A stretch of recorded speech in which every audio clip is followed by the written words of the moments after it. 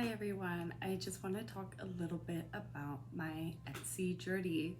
So I started my Etsy back in 2017 and I started it knowing that I was going to start very, very small because I was hand making items like bikinis and custom, festival wear and just items that are couture that you couldn't really get in a store. Um, Things that you wouldn't even wear every day that are just like for special occasions and special evening wear.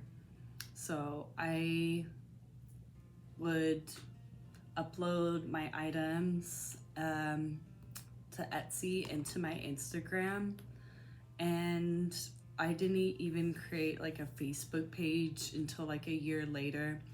And I would get messages once in a while from people, and I actually did sell a couple items. And I remember thinking, like, oh my god, finally! Like, I don't think it was until like 2018 or 19, like, like 2 or 3 years later, I finally made a couple sales on the bikinis, and then I would resew them with the fabric that I had left. And I remember worrying, like, oh no, like, I'm not gonna have this in stock anymore.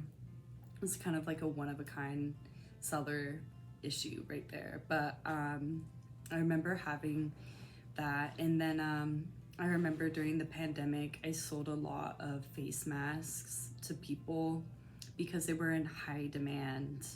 And even when I looked at my Etsy statistics, I could really see like people were searching a lot for the face masks. And I also got more interest back then because I just started upcycling, and I would sell those at a lower price point. I would start to get even more customers.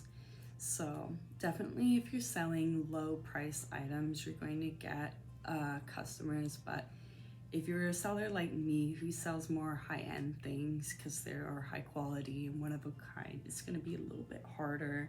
It's been definitely kind of a difficult journey, and I haven't seen many sales in a while. Like, I'm going to be honest, I haven't, but that's fine with me. I actually do have a more robust social media presence now, including this. And but I like doing that kind of more than anything, honestly, is just like showing the sewing skills that I have.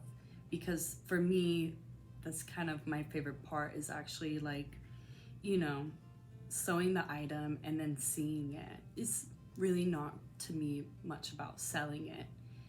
Um, but I do like selling my items and seeing other people wear them and having people like them too. Um, I have thought about having a website just because maybe that would help me out a little bit. Just, I noticed that the competition has gotten a little bit more saturated on Etsy, and I have a website for another business that I do for digital marketing services. And when I was on Fiverr and created a website, I got more um, customers that way through having both those like streams of people finding me and awareness. And so I do also do that as well. And the beauty about doing that is, like, it's just not physical products. And I like doing things that are kind of not physical products because they're much easier to do. Sewing is a hard thing to do, working with products, you are limited to the, you know, supply and all that of the materials, whereas with digital products it's a lot easier, it's more accessible and all that. So yeah, I think I might start a website, but I'd like to hear other people's journey with having a website, having Etsy, how that's worked out for them. You know, I would like to see a little bit more sales than what I have gotten. Hopefully, I'll look back on this video like in a year from now and I'll actually have like a lot of sales or something. But yeah, right now it's been, yeah, I don't know what it is because I do have some low price point items on there. If you want, you can check it out. You know, I trying to give that range so I have both, and I like the upcycling stuff because it is much easier for me to sew. That is why that is a lower price point. So yeah, let me know what you think. Thank you for watching.